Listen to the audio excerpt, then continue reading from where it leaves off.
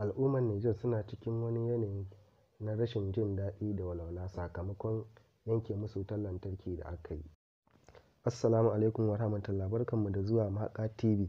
Idan yau ka fara ziyartar Mahaka TV, ka danna mana subscribe sannan ka danna mana ƙararrawar sanarwa. Al'ummar ƙasar Nijar suna cikin wani hali na ƙunci da rashin adalci bisa la'akari da rufe musu iyakokin ƙasar da aka yi tun lokacin da mulkin sojan nan ya fara. Aka yanke musu wutar lantarki, aka rufe musu bodoji tsakanin Nijar da Najeriya. 'Yan ƙasar sun fito sun koka sakamakon rashin adalci da Najeriya take yi musu, ko kuma a ce take nuna musu, saboda sun hamɓarar da gwamnatin Bazoum.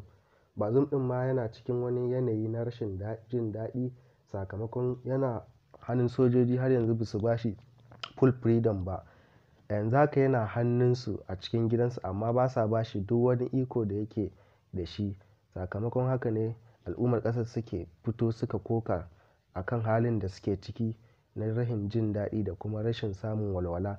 Sakamakon haka bodar ƙasar ma yanzu ba a kai musu abinci, tallafi ne. Wasu ƙasashen da dama sun rage musu kaiwa musu tallafi.